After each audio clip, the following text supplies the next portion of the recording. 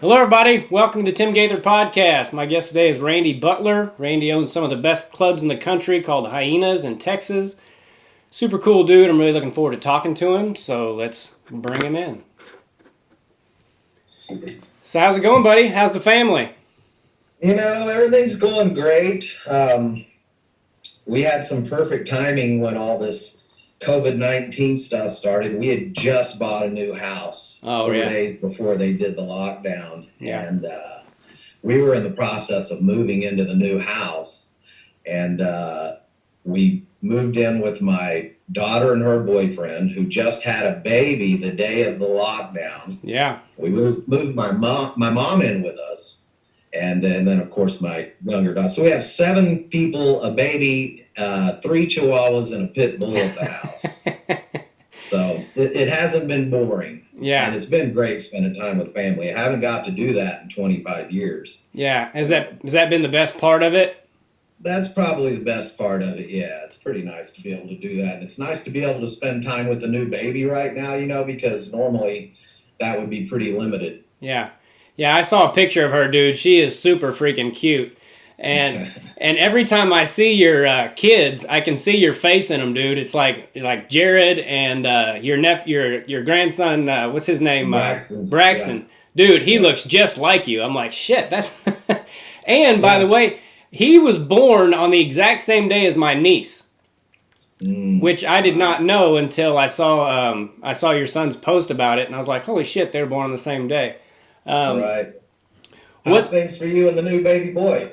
Oh man, I don't have to tell you how little boys are, dude. He is a Tasmanian devil. I mean, he is just constant. He's the greatest though, man. I mean, he's something else. I heard somebody say having a kid is like watching your heart run around in somebody else's body. And I didn't fully understand that until I had a kid, but now I totally get it. So, yeah, when they're in those new walking stages or picking themselves up from crawling on stuff, it's like dealing with a drunk. You know what I mean? You have to wrestle them. You're constantly watching them. If you take your eyes off them for a second, they're getting into trouble. It's crazy. Yeah, and he'll be happy one minute and throwing a fit the next, just like a drunk. Yeah, that's kind of... reminds me of something that I've been doing to keep myself busy.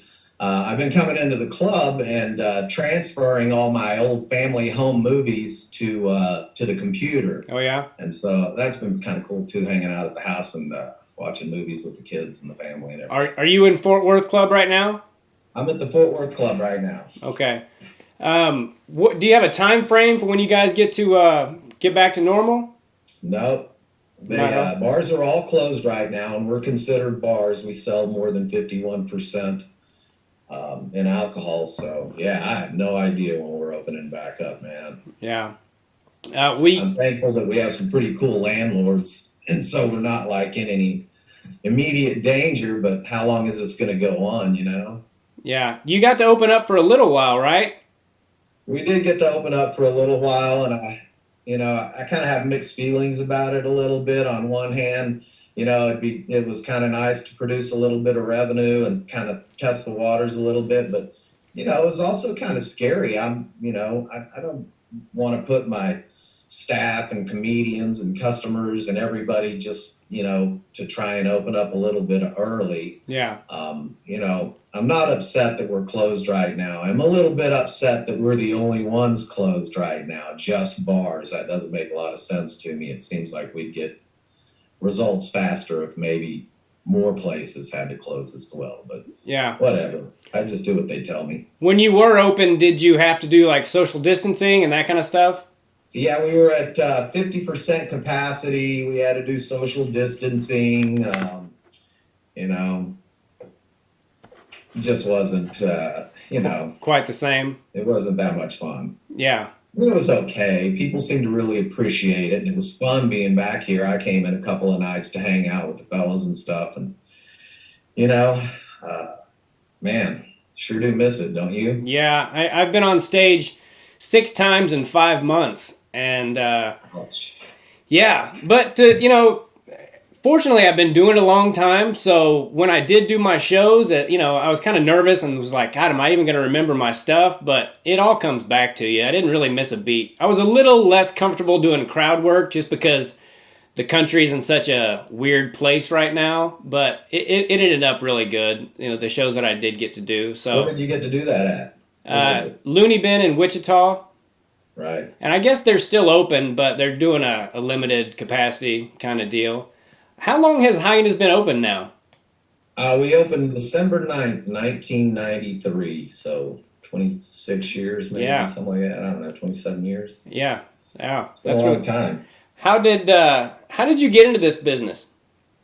Um, well, I originally started bartending here in the Metroplex, Dallas-Fort Worth area, actually in Arlington at this big nightclub. And I worked my way up from the little floor sweeper to the head male bartender. And it was one of those big nightclubs during the disco era. We used to play Michael Jackson's Thriller and all that kind of stuff. But I ended up moving to Albuquerque shortly after that. And, when I wasn't bartending, I was always working for a delivery service, delivering like uniforms and stuff. And Yeah. I moved to Albuquerque, moved in at my grandmother's house. My brother Jim had just gotten out of the Navy after 8 years, and we moved in together. And I had gotten a job in Albuquerque delivering uniforms, and I had to deliver some bar towels to Laughs in Albuquerque, and Gary Bynum was sitting at the desk looking through applications for a bartender. Okay. That's what happened. And you started bartending there? Yeah, I started bartending at Laughs, and I was a bartender for, I don't know, 6 months. Then he made me a manager, and then they decided to open the Tucson Club. So I went out and ran the Tucson Club for a while. I was actually at Laughs in Albuquerque when like Mark Maron was a local act. Oh, okay. Then I ended up going to Tucson, and Pablo Francisco was a local guy there, which was always a lot of fun with Pablo. Yeah, I bet. That's where you I got. remember him sliding into the parking lot in his Domino's pizza uniform and his little Datsun 280Z, hoping he didn't miss his open mic set yet. Yeah, he's a character. I've worked with a lot of people, and I don't know that anybody deserves the title of character more than Pablo Francisco. Do you guys still talk? Oh my goodness. You guys still it's talk? always a lot of fun to hang out with Pablo. He's coming here to town pretty soon. I'll probably go check him out and say hi. Yeah. So you literally started as a bartender. I like those kind of stories because those kind of owners always know every aspect of the business, and I think it makes for better owners when you started out where you started out. And then what? You just decided you wanted to own your own club and saved up some money, or? Well, no, I kind of, I was just a kid from Texas. I really didn't have a lot of confidence in myself to open in my own business, and I just kind of went where the wind blew me a little bit. So, I started realizing when I went to Tucson that I really liked doing the comedy thing, and I really liked, being around the comedians and, all that kind of stuff. So I stayed working at Laughs, probably for about 4 years, and then I got a call one day from Rhonda Shear. Do you know Rhonda Shear? I know the name. I don't think I've met her. She was a comedian. She's actually huge on the shopping network now. She sells a line of women's underwear or something, I guess, but she's really successful and she's awesome. She called me up, and I was in Tucson, running the club in Tucson, and she said that she had some friends that owned a resort hotel in San Diego, and they had a comedy club there, and they wanted to make a change, and they were looking for somebody to run it. So they flew me out there, and I hung out there at the resort for about a week. They hired me, doubled my pay, half my hours. And so I moved to San Diego, and I think I stayed there for about maybe 4 years. I did a total of 10 years away. Okay.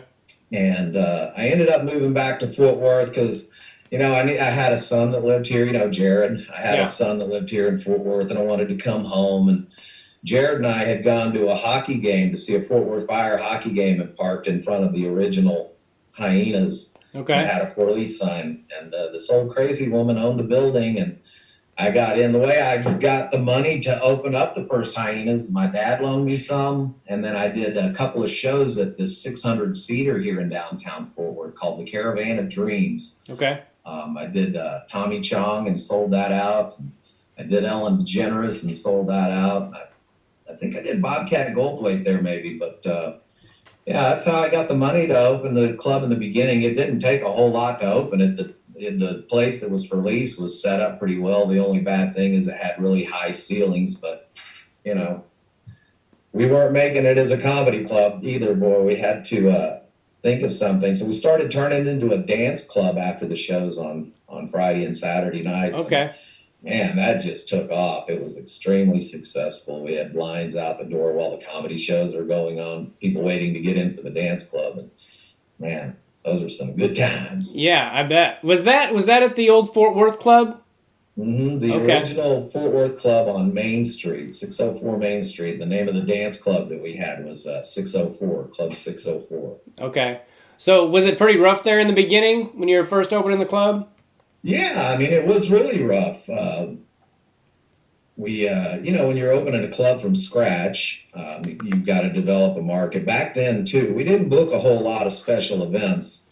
Most of the comics were funnier than famous. And Yeah. we could, just book the funniest comics we could book, and did our shows. And luckily, the dance club thing kind of fell in our lap. A big dance club had closed down, and I ran into a guy that knew a guy that had a warehouse full of dance clubs, sound system and lighting and stuff. So I ended up leasing that stuff from him. Nice. And yeah, that was great, man. I really loved that little time period. Have you always been the only booker? The only booker? Yes. Yeah. The only booker for the clubs, yeah. Yeah. Yeah. You didn't want to put that in somebody else's hands, probably stress you out, huh? Well, no, that, and I really like it a lot. I mean, there's certain techniques you have to develop over time, and certain ways of doing things. And I just think all this, I got a pretty good playbook now of Yeah. booking things that work for me and my type of clubs. And it's worked for over 25 years, and I just love doing it, man. I love hanging out with comics. All my best friends are comedians, and Yeah. that's that. Yeah, I remember. I think it was Jason Russell telling me, he was like, as long as I've been working for Randy, that guy has never once double booked me, I've never even heard about him double booking anybody. And I was like, well, that's pretty cool. You don't hear about that very often, Most people are notorious for that shit. Yeah, man. I never did double book people until everything started coming together, where there were so many different ways to communicate with people. Like, Yeah. people try and get dates through Facebook, people try and get dates through email, through text message, through phone calls. And I finally had to just say, I can't book anybody any other way than an email, because I can reference it back and I'm not looking around. Because I did, Billy D got the short end of that stick one time. Oh, yeah? Mark Ryan got that. I double booked Mark, but I always paid him. I just ate it because it was my mistake. I love a story. J.R. Brow tells a story about one time at the Arlington Club. I accidentally double booked him and Ron Schock. Okay. And Ron Schock, he calls J.R. in the offices and says, JR, what's it going to take for you to go home? JR does the impression much better than me, but it's funny, man. But it has happened. I've done it a couple of times. Yeah. Yeah, but that's a big organization. Yeah, that's a lot of credit to you that you would even pay him. A lot of club owners would be like, man, I'm sorry, I fucked up. You gotta, sorry, beat it, No, man, I've always kind of tried to do the right thing as much as you possibly can, but you're not going to make everyone happy. There's only so many comedy spots available, especially now, and there's so many comedians, and they're just, there's only so much you can do and so many spots you can book. And, people are critical sometimes about the way you book and who you book. And, there's a lot more that goes into it than there's seasons. There's, all kinds of shit, that you got to take into account. And, it's not as easy as you think, and you just can't make everybody happy. And, usually, the people that get upset are the people that you just can't get in, or that how would you like to tell somebody that thinks they're funny that they're just not funny enough to work for you or something? How do you do it the right way? Yeah. There's always more to it than people realize. It's like people are always asking me to take them on the road with them, and I'm like, well, it's not as easy as all that, Like, I would love to take you, but Mhm. it's just not as easy as all that. What is your biggest pet peeve when booking comedians? Like, Mm. especially newer ones. Like, what should comics not do when hitting you up for work? There's a certain amount of emails to send for it to be, you know, where it's working in a comic's favor. But if you get to be one of those guys where you think, I'm going to beat this guy into submission, um, and I've actually said to comics, man, I'm not going to book you because you're just not funny enough to work here. But I got to tip my hat to you. You sure are tenacious, man. Stick with it. Maybe something will happen. I Yeah, don't know. Shit. yeah, You don't want to be mean when you're telling somebody. Usually, and it's not just that. It's the amount of emails and the amount of communication of people trying to get work. I mean, I seriously, I didn't really have a hard time keeping up too much when I had one club, but then whenever that moved to three clubs and all the responsibilities, man, I just got to the point there right before the shutdown, probably for a 3 to 5 year period where I'd wake up in the morning and I'd hit the ground and I'd start working. I wouldn't stop until I went to sleep. It'd be my computer in my lap in bed doing stuff, yeah, Facebook, pre-Kindle, ticket sales, yeah, bookings, whatever. And man, I got to the point where I just couldn't answer every email. You know what I mean? And yeah, so I just got to the point with bookings where um, it's all just timing. If I had a spot that just opened up, and then I go to my emails and say, well, who's just contacted me in the past 2 weeks? yeah, Now, whoever it is, if they're qualified to get into that spot, I'm gonna hit them on the fallout and put them in the spot. But a lot of times too, it's just a matter of waiting it out. You know, I don't even know how to tell a comedian to be a comedian these days I because know, me either. it's how, have you tried to think that one out lately? It's really, I Yeah, don't know what the fuck to tell them. yeah. When I started out, you started doing open mics, and then they asked you to do a guest spot on a real show. And then if you did well in the guest spot, they'd ask you to MC. And then if you did well in that, you got moved up to feature. And then you did that a few times, and then become a co-headliner or headline a summer week or some shit. And then it was a process. And now I don't know what to tell them either. I'm like, this is how it was when I started, but that was 20 years ago. So it's I become a liked it when there was a process to, like you just said. I mean, when there yeah. was a process, you had kind of like a playbook or guidelines to go by to get you to a certain point. Now, man, I mean, like, just like take a regular headliner, and I don't mean that in a bad way. I'm just saying a regular headliner, a Right. guy that, can, possible of standing ovation, capable of a standing ovation, but just isn't going to sell very many tickets. You can only pay him a certain amount. There's a bunch of those comedians out there. That's how I used to make my living, booking comics like that. That's what I wanted to start something with this phrase, funnier than famous, but I never figured anything out for it. Yeah. That's what I always considered all my comedians that work for me. And every once in a while, we'd sprinkle in a Bobcat Goldthwait or a Pauly Shore or something like that. But, Yeah. for the most part, nobody knew the comedians I was booking. They just knew it was going to be funny. Yeah. So with that process, but, it worked for a long, long time. But now, I mean, just in Dallas and Fort Worth alone, I bet you anything, there's probably at least 60 people that could open and feature. Yeah. You know what I mean? Yeah. Just in this area. Yeah. Yeah, it's a really good place to be a comedian. If we're definitely thinking about moving out of California, and Texas is in the running. I'd consider Nashville, and I'd consider going back to Kansas City. But I really was impressed by all the comics that I'd seen down there. You guys have a good local scene. Yeah, there's a good local scene here, and it's awesome. I quit booking out of town openers and features 15 years ago. Yeah. There's just so many spots. I mean, there's so many comedians to fill all the spots, and they love being able to have the stage time in front of big crowds and stuff. So it works out for everybody. Yeah. There's such a great. I mean, Dallas really is producing some funny comics. I think. Well, and I think it's great too that you guys have a normal feature spot that's a half an hour. Because a lot of clubs have eliminated that. They just have like guest spots. And I think during that half hour spot, that's when people get really good. When you can do a half an hour 6 times a week, 4 times a month, that's a hell of a lot of stage time. And a lot of clubs have taken that away. And I'm like, I see how you're saving a little bit of money, but you're hurting the business in the long run, if you ask me, because you're not developing these comedians as much. So I think that's great that you guys do that. Have you ever had to fire anyone? You don't have to say their name, but Yeah, it's happened a couple of times.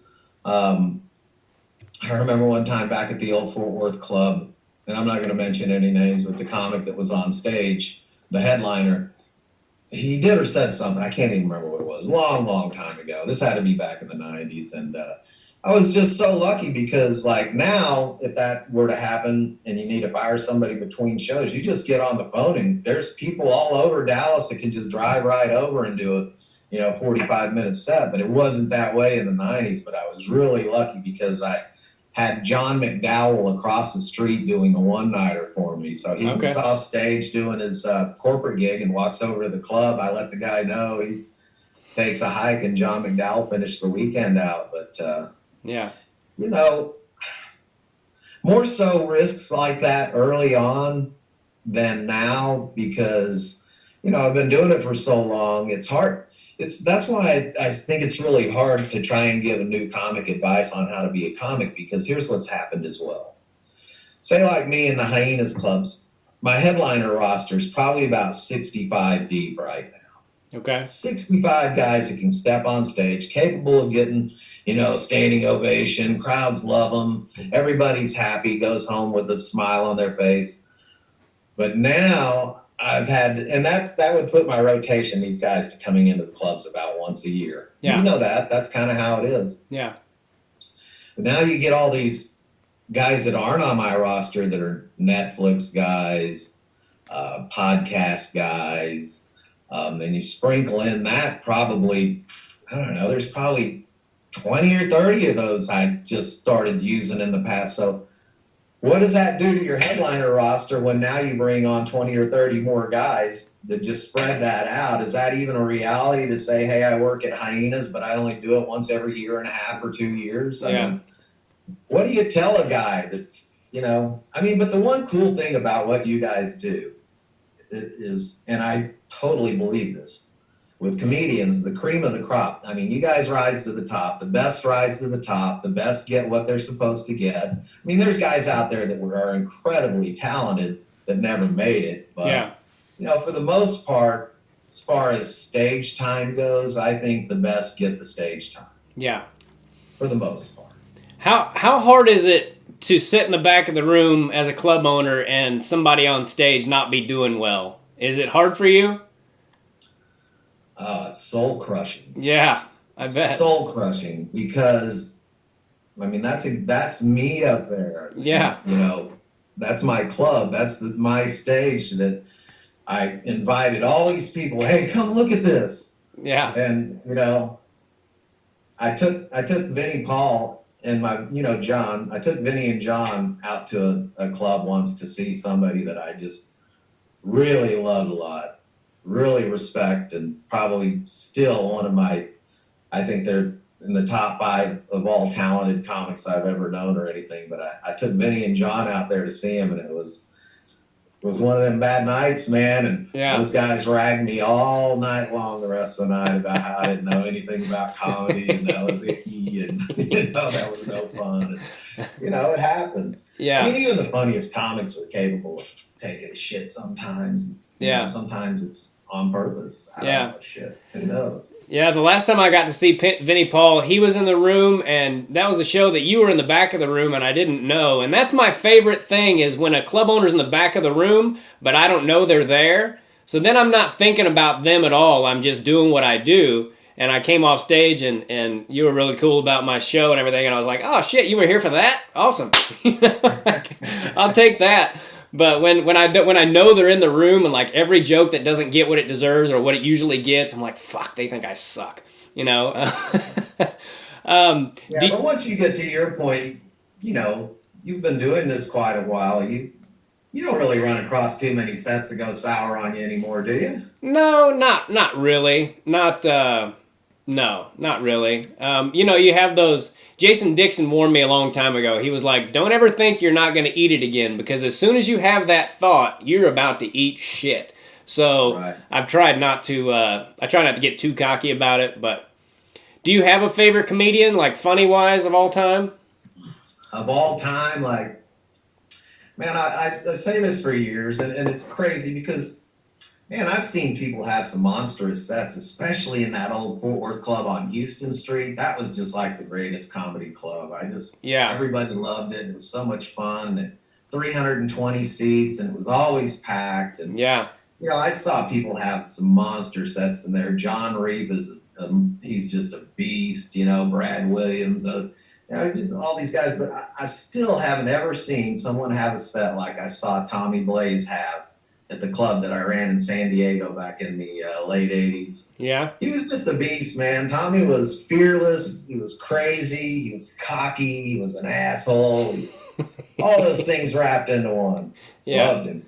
yeah, And, he came in one night and he had his little comic strip live jacket on and just goes on stage, does a 45-minute set. And, man, there wasn't anybody that wasn't paying just 100% attention to him that whole set. It was just crazy. yeah, Love him. yeah, It's hard for me. What's hard for me as a club owner is, like you say, standing in the back room and catching somebody's set is, man, I'm just so, it's almost hard for me to enjoy comedy now in my room. yeah, And the reason why is I'll be trying to watch somebody and then somebody will be over there talking or, like I tell comedians that all the time. There's so many local comedians. The one thing you don't ever want to do is let me catch you talking in the showroom while the show's going on. yeah, That's like the worst thing you can do. Not only to me in the club, but to the comedian that's on stage trying to make people laugh and you're over there talking. yeah. That's like pet peeve wise, that's like my biggest pet peeve. But other Okay. than that, shit. It's just hard to watch, it's doors opening, waitress drops and just all that stuff, and you're just so distracted. It's hard to watch a comedy show when it's your club. Yeah, I bet. We mentioned Vinnie Paul a little bit earlier. You guys were friends for how long? 16 years. I didn't even know that until I did the math on it when he passed, trying to figure out how long we've been friends. But yeah, he had been a huge comedy club fan of, he loved Hyenas. He was actually a partner in Hyenas. Oh, yeah. Until he passed. I didn't know that.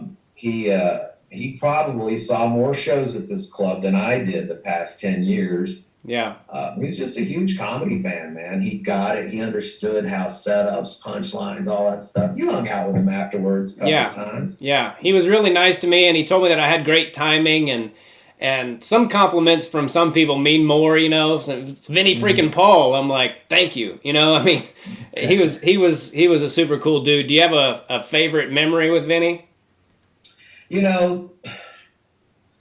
Again, this is just from a kid that came from a small town in Texas and didn't get to do much. I just wasn't ever happier than whenever I was getting to do like rock and roll things with Vinny. It was just so cool. Like, when we'd go to Vegas and everybody give us the royal treatment, or we'd get access to places and shows. And, I was fortunate enough to go to Cabo a few times with those guys for Sammy Hagar's birthday party. And the first time was the funnest.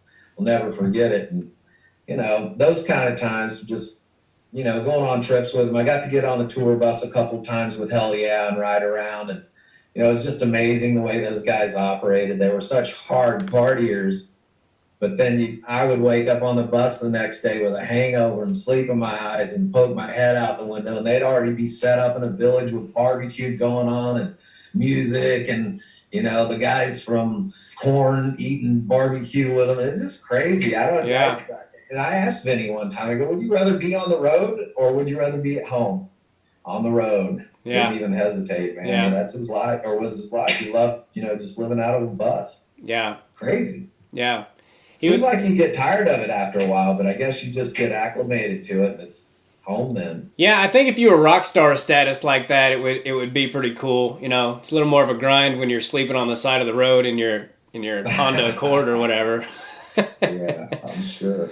What other famous people have you met through the club? I know, not comedian wise, but like I know Terry Bradshaw comes in all the time.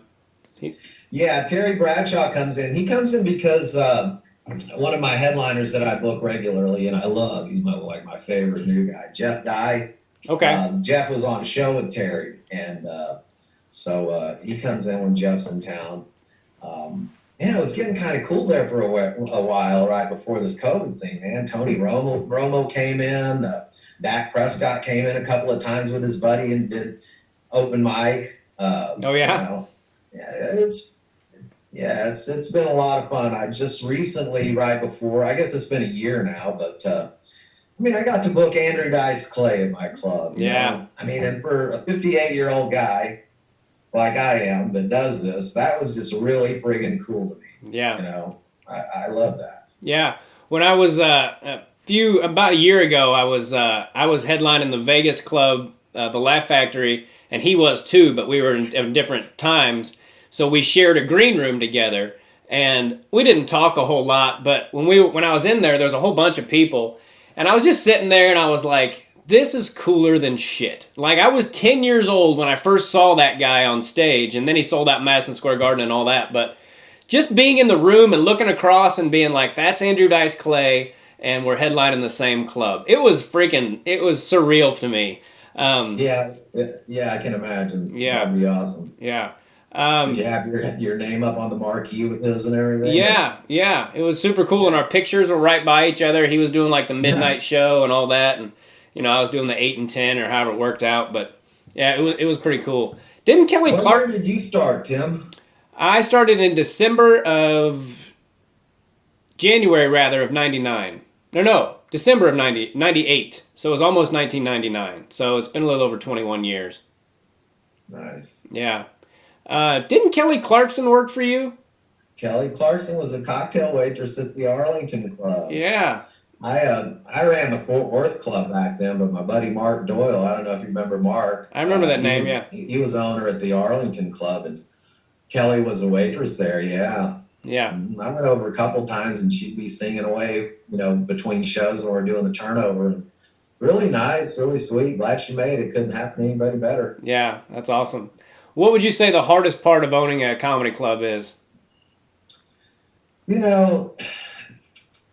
It's just the realization, without thinking that it can ever really happen, of knowing that, I used to always ask myself, what are you going to do if people stop coming? What are you going to do if they don't come to your clubs anymore? Yeah. And I haven't had to answer that question until now. And it's kind of weird now because I still don't know. Here I am sitting in my comedy club office, Yeah. And there's nothing to do right now. The only thing you can do is reschedule shows and refund tickets. That's all we can do right now. It's funny because I come to work about 3 or 4 days a week now. And, I tell I live in a house full of 8 people, so I tell my wife, I'm going to work, dear. So I get in the truck and I drive to downtown Fort Worth and I head over and pick Ben Creed up. We come to the club and play darts for about 3 hours. Then I take him home and I go home. That's about all there is to do right now. I love Ben Creed. Is he doing all right? Yeah, Ben's doing great, man. I love that dude. I'm so glad he decided to move here. Yeah. Because he lives a couple blocks away, man. Oh, really? Do you still ride bikes with Robert Hawkins? We do every once in a while. I haven't seen Hawkins in a while. I think he sold his apartment and moved somewhere, but yeah, we were doing that for a while. Yeah. And then this COVID thing or lockdown. I mean, yeah. The hell, I guess we're all saying what the hell, but Yeah, man, it's difficult, especially like I've got a small son, and you take him to the park, and they've got all the stuff roped off. He can't even go on the slide or anything. It's like all I can do is take him into a field and be like, all right, buddy, run. I guess it just sucks. We can't taking him anywhere. Just even going to the grocery store. It's like a big deal now, and so I don't know how long. I don't know how long this shit's gonna take, but Yeah, I really feel bad for my 18-year-old too, Briar. Of course, this was her senior year in high school, so she didn't get to do a prom. She didn't get to do all that kind of stuff. But yeah, also, she had just gotten signed to the Wilhelmina modeling agency, and she was yeah, supposed to move out there this summer and go to work. And as soon as it's over, she's still signing with them, still going. But yeah, she just had all this built up of how everything was going to go, and to be 18 and to have that, kind of ripped out from underneath you kind yeah, of stinks, but it's kind of cool living in the house of that many people. My wife and I love it. Christy's definitely, yeah. getting into the grandma thing. Yeah, That's for sure. I was going to ask you about Christy. How helpful has it been to have such a supportive wife in this kind of business? It's been great. But the coolest thing is that, she totally took over a part of the business 10 or 15 years ago, and I didn't have to do that anymore. She was a staff manager for all three clubs, bartenders and waitresses. Yeah, And her, she won't stay home. She's always got a waitress tray in her hand taking a section. So, yeah, yeah. she's been waiting tables at Hyenas for 20 years. Wow. So how long you guys been married now? Shit. Well, we've been married for 25 years. In fact, that was another bad thing. We had to celebrate our 25-year anniversary in lockdown. Yeah, yeah. That sucks. And I realize I'm bitching a little bit. I know that so many people have it so much worse, so I'm not being a crybaby. No, I know you're not. It's just and I try to tell myself that too. I'm like people have it worse off than you, but it just when you do something, it's part of who I am as far as being a comedian. Like I don't have an outlet anymore, really. I mean, I do my podcast and stuff, but it's not the same thing. And you know what makes it really, really super hard? And I know you know this. It's that what we did or do, it's really fucking cool, man. I mean, Yeah. our jobs, we're in the comedy business. Yeah. It's really cool. It was cool, owning comedy clubs and sold out shows and celebrities and, it's just awesome. I can't wait to get back to it. Yeah, me either. And the times that I was on stage, I really appreciated it more, than I did before. Just being up there and just having a microphone and, controlling a room full of people. I mean, it's a pretty special thing. Where would you like to be in 5 years? You still want to be you still want to be a club owner?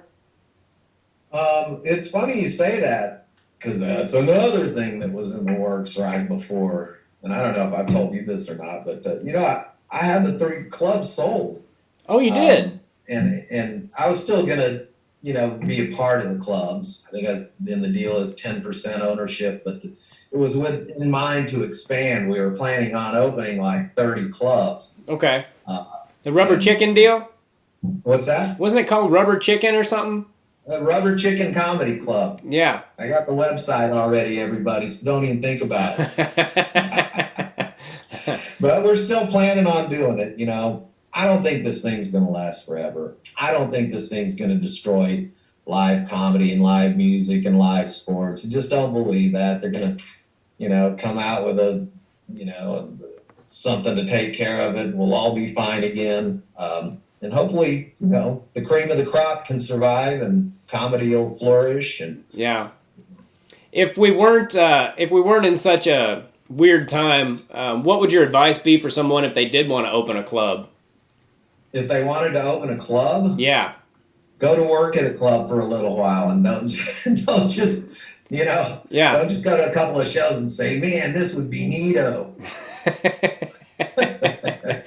Yeah, a friend of mine was telling me that. He was like, I've got all this money saved. I think I might open a comedy club. I'm like, well, you might want to look into it a little bit. It's a lot more work than you would realize, that it is.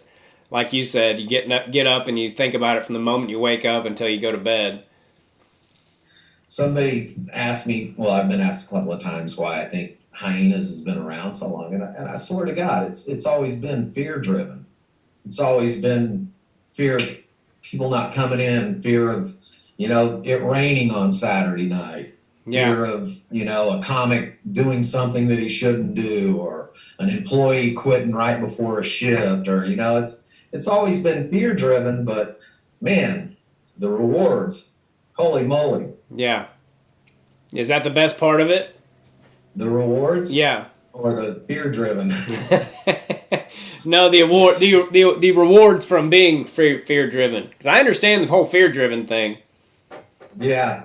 I think the rewards, I mean, truly the rewards is I've raised a family doing this. And I got to, I got to raise my kids in, decent house, and I got to, I got to support a family of, like five for 25 years. And, I had no idea what I was going to do when I was younger. I had absolutely no idea. Before I started in the comedy business, I bartended a couple of places, but mainly what I did is I would deliver uniforms, or I delivered Ozarka drinking water, those big ass giant Yeah. bottles of water Yeah. in the Texas sun on these driveways that are like 2 blocks long. I did that for 2 years, man. Brutal. Yeah. Yeah. I know. Needless to say, when I'm sitting around in a comedy club and watching comedians, and I mean, I think that's probably one of the biggest benefits, is even though it's like a start to finish from the time you wake up to the time you go to sleep, it's also not like you're working at all. Yeah. I love the comedy business. I love being in the bar business. I love, I think I love everything about it except for a few of the conflicts and morning radio. Yeah. Those are the two things Yeah. that were hardest always. Morning radio, man, Jesus.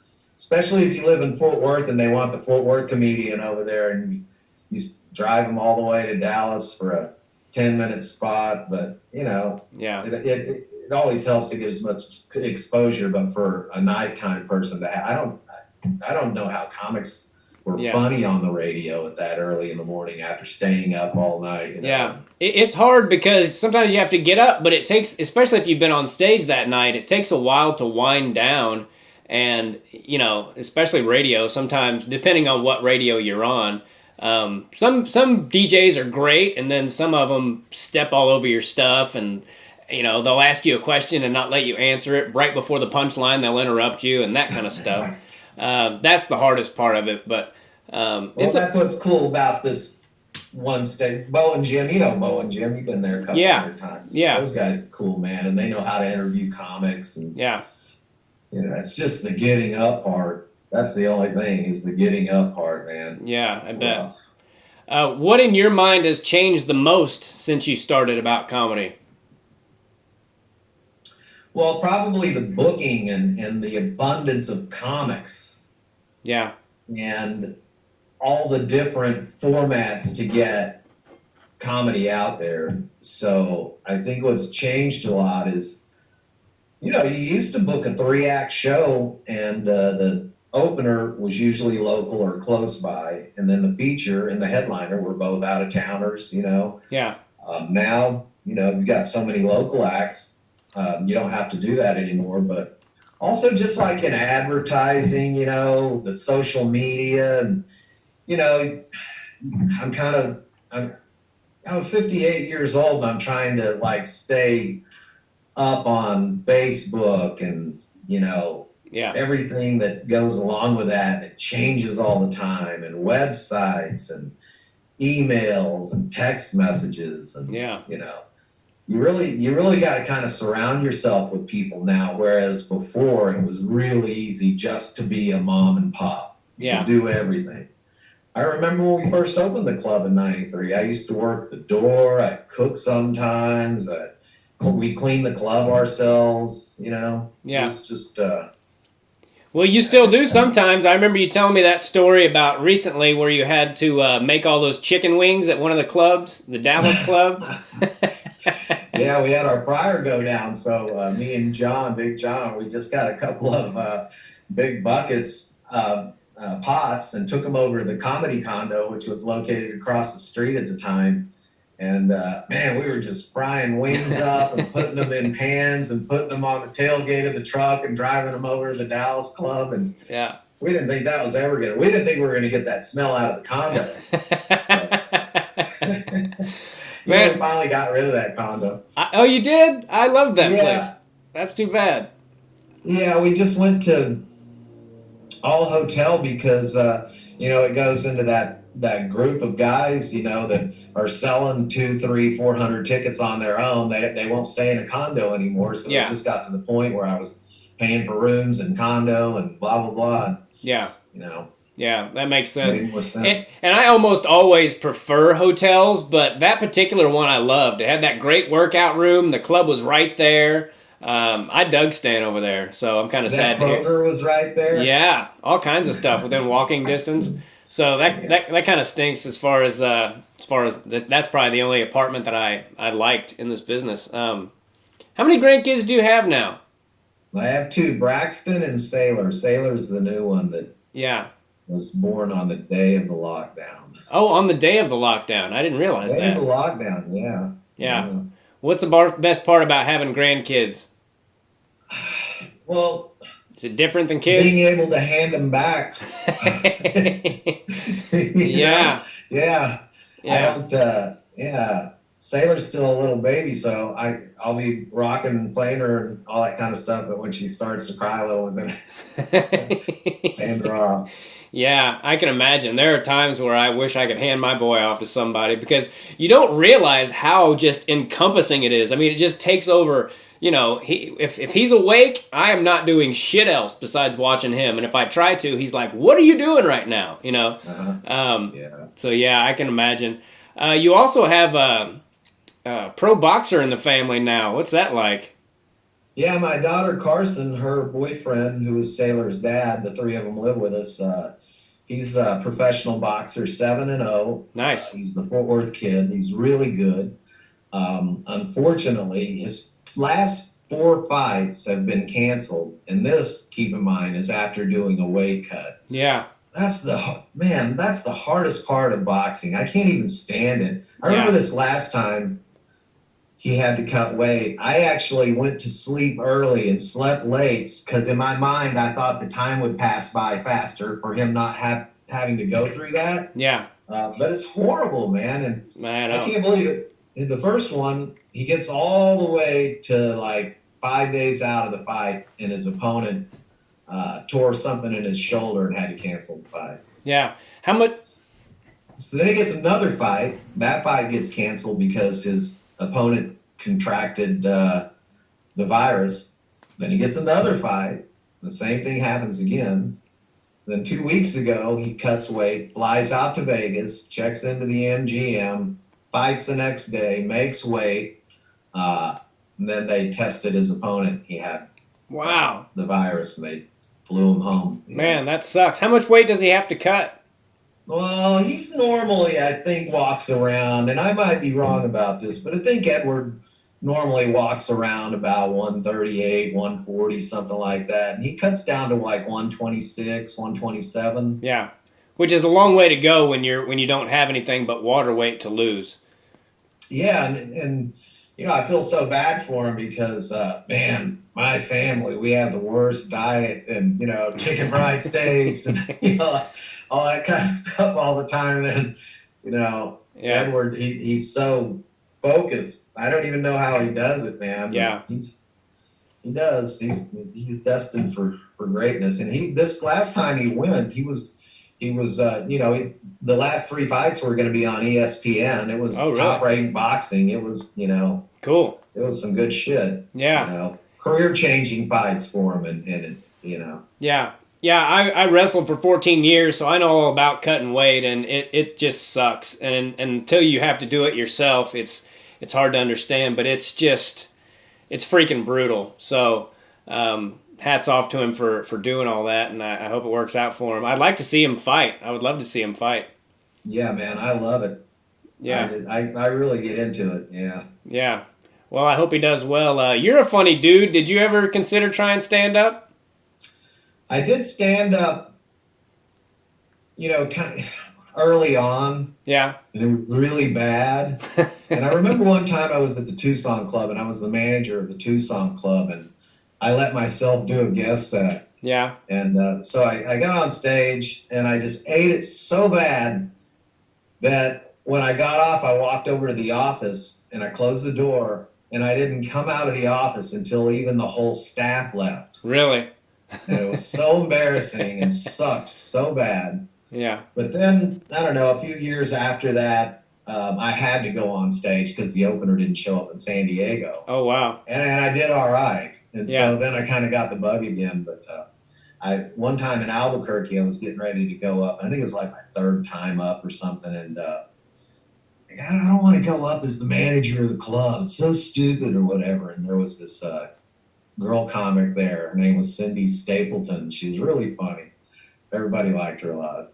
And she goes, well, you shouldn't use your name. And I go, and they're just getting ready to, she was getting ready to go up and intro me. And so she goes, oh, I'll figure something out. So she goes up on stage and she introduced, please welcome to the stage, Mr. Matt Finish.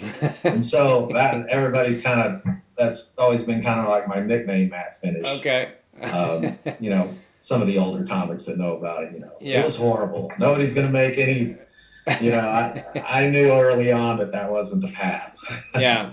That my side of the fence was this side. Yeah. Well, that's cool. Well, I'm glad you're on this side of the fence because you're one of my favorite club owners, and Hyenas are some of the best clubs in the country. They really are. I think the fact that you guys have been open as long as you have is a big reason why, because crowds are kind of trained, you know, they know what's coming and how comedy works and all that. You can always tell when a club is first open because the crowd's kind of like, they don't know what's okay to laugh at, and you know, they're just not, they don't really get when jokes are coming, and so you can always tell. I'll let you get off here because I got to go pick up my boy, but is there any parting words from Randy Butler you'd like to leave with us? No, man, I just be positive, everybody. Comedy's coming back, live music, live sports. We'll be laughing about it someday. Yeah. Well, I hope so, buddy. I hope you're right, and I really enjoyed talking to you. I think, I'm not sure exactly when this is going to be up. It may be as early as tomorrow, so I'll let you know. But I really enjoyed it. It was great talking to you, Tim, and thanks for having me on, man. I appreciate it. You bet, buddy. We don't even have to edit anything out of this because you were great. So maybe the very beginning when we couldn't hear each other. I was trying to get fancy with my mic. Well, it happened the other day to somebody I was talking to, and so now I know. I'm like, yeah, you got to unplug that thing. So, well, cool, brother. I really appreciate it, man. And I'll let you know when this is up, and if you'd share it and all that stuff, it'd be cool. Great, man. Thanks, Tim. All right, buddy. Give the family my best. You too. Take care. Bye-bye. See you. All right, everybody. That was Randy Butler. Super funny dude. I really enjoyed talking to him. Great club owner. As always, go to makingithappen.com, MACAN ithappen.com. Help out little Bo Macon and his family. And please subscribe to this YouTube channel. And I really appreciate you guys' support. And I'm going to have some great guests coming up. Wrestlers as well as comedians. And so that's it. Thanks for listening, everybody. Take care. God bless all of you. Bye-bye. Do us both a favor and click on that subscribe button.